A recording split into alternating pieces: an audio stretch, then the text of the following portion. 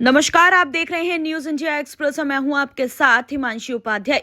संसद के स्प्रे कांड ने समूचे देश को झकझोर दिया। बिल्कुल आतंकी हमले जैसी इस वारदात ने देश की तमाम खुफिया एजेंसियों सहित सुरक्षा एजेंसियों की परेशानी पर बल डाल दिए। 4 लोगों ने देश के तमाम काबिल अफसरों को मिलाकर बनाई गई सुरक्षा एजेंसियों को जैसे सीधी सीधी चुनौती दे दी है।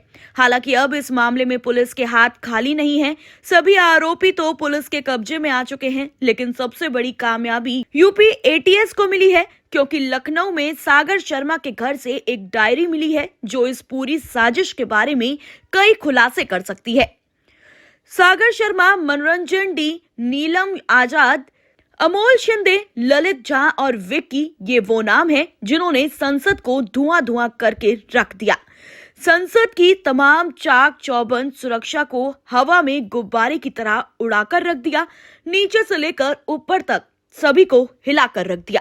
अब ये तमाम आरोपी पुलिस की गिरफ्त में हैं, पूछताछ चल रही है। बड़ी बात तो ये है कि जो नाम संसद कांड में सामने आए हैं वो सभी अलग अलग राज्यों के हैं। सागर शर्मा लखनऊ का रहने वाला है। परिवार के मुताबिक बैटरी रिक्शा चलाता है, 12वीं पास है, पिता कारपेंटर है। पुलिस को इनके घर से डायरी मिली है। आरोपी नंबर 2 है मनोरंजन डी। मनोरंजन पेशे से इंजीनियर है, कर्नाटक के मैसूर का रहने वाला है। फेसबुक पर सागर से दोस्ती हुई थी। और आरोपी नंबर 3 है नीलम, हरियाणा के जिंद की रहने वाली है। हिसार में सिविल सर्विसेज की तैयारी कर रही थी। नीलम ने 6 डिग्रियां ले रखी हैं। और आरोपी नंबर 4 है अमोल शिंदे। अमोल शिंदे महाराष्ट्र के लातूर का है, ग्रेजुएशन तक पढ़ाई की हुई है। पुलिस और सेना की भर्ती के लिए तैयारी कर चुका है। आरोपी नंबर 5 है विक्की, जो कि गुरुग्राम का रहने वाला है। सागर, मनोरंजन, अमोल, नीलम विक्की के घर रुके हुए थे। आरोपी नंबर 6 जो है वो है ललित झा। पूरे कांड का मास्टरमाइंड बताया जा रहा है। फरार था, पुलिस के सामने सरेंडर कर चुका है। आरोपी नंबर 7 है महेश नाम का। ये आरोपी ललित झा के साथ सरेंडर कर चुका है। वो फरारी के दौरान ललित के साथ था, लेकिन अब वो सरेंडर कर चुका है।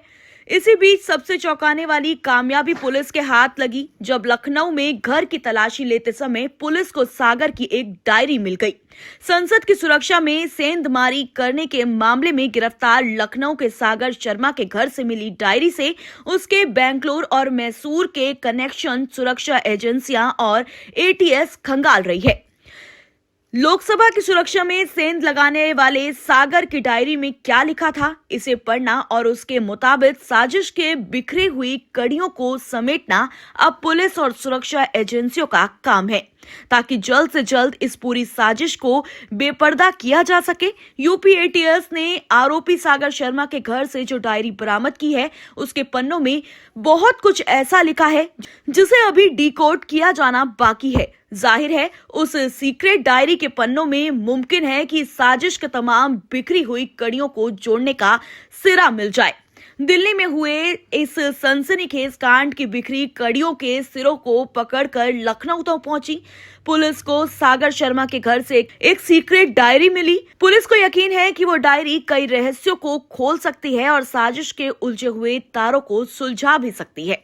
सागर की डायरी के पन्नों को गौर से देखने पर पुलिस को पता चला कि सागर के दिल की गहराई में कैसे कैसे अरमान करवट लेते हैं।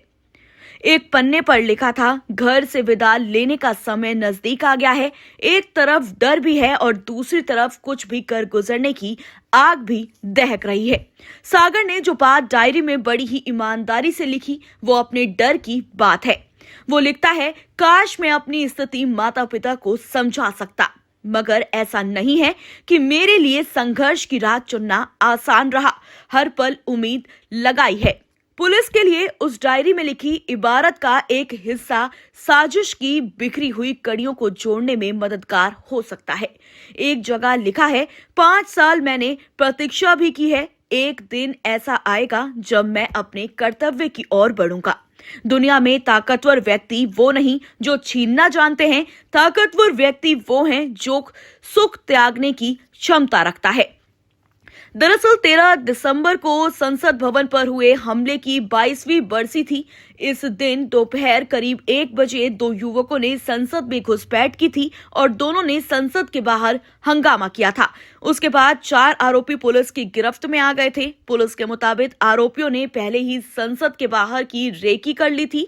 सभी आरोपी एक social media page Bhagat Singh fan club से जुड़े थे। लगभग 1.5 साल पहले सभी आरोपी मैसूर से मिले थे।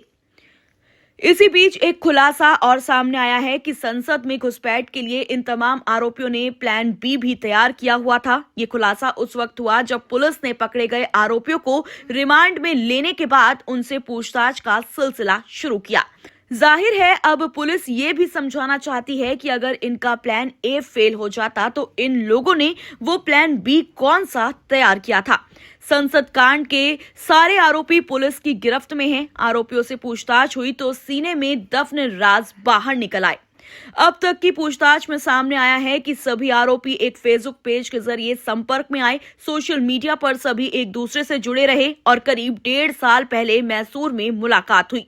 मैसूर में मुलाकात के कुछ महीने बाद एक बार फिर सभी मिले और संसद में घुसपैठ की प्लानिंग शुरू हुई।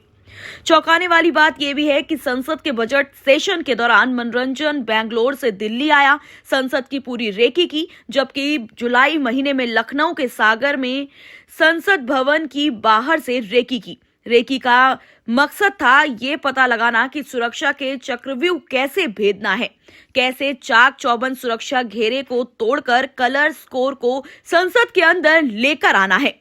कई राउंड की मीटिंग हुई और संसद में घुसपैठ की रणनीति की तैयारी हुई। मतलब जूते में कलर स्मोक लेकर जाना है, सांसद से विजिटर पास बनवाना है और अंदर जाने के बाद लोकसभा में कलर स्मोक का इस्तेमाल विजिटर गैलरी से नीचे कूदकर करना है। अब तक की तफ्तीश में ये सभी सामने आया है। इन लोगों का एक प्लान बी भी था। प्लान के तहत सभी आरोपी 6 से 10 सितंबर के बीच अलग अलग राज्य से दिल्ली आए। मनोरंजन फ्लाइट से दिल्ली आया। अमोल कलर स्मोक अपने साथ महाराष्ट्र से लेकर आया था। 13 दिसंबर की सुबह 9 बजे सांसद के घर से पास उठाया। फिर सभी आरोपी इंडिया गेट पर मिले, सभी को कलर स्मोक दिया गया और फिर 2 आरोपी संसद के बाहर मौजूद रहे। 2 विजिटर पास लेकर संसद के अंदर दाखिल हो गए, जबकि ललित झा सभी आरोपियों के मोबाइल लेकर बाहर ही रहा। सोचिए, संसद में घुसपैठ की प्लानिंग इतनी फुल प्रूफ थी कि सुरक्षा एजेंसियों को कानों कान इसकी खबर तक नहीं लगी। अब आरोपियों के पकड़ में आने के बाद सारे घटनाक्रम का रिक्रिएशन करने की तैयारी चल रही है ताकि पूरी साजिश को बेनकाब किया जा सके। इस तरह की तमाम अपडेट्स के लिए जुड़े रहें हमारे साथ। धन्यवाद।